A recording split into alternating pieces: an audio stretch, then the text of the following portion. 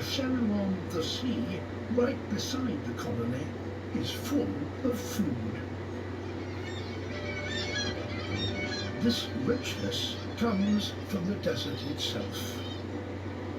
Dust blown from the land contains nutrients that fertilize the surrounding waters.